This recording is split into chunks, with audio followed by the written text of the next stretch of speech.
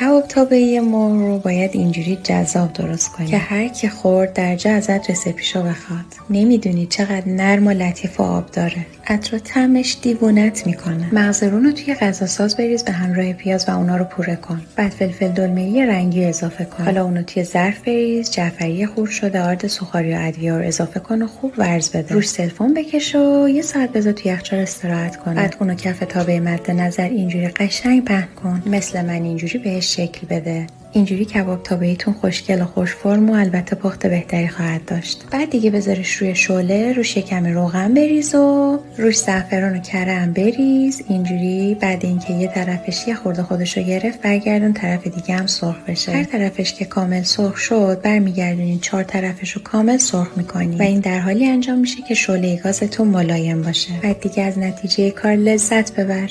مرسی از همراهیت. بدرود.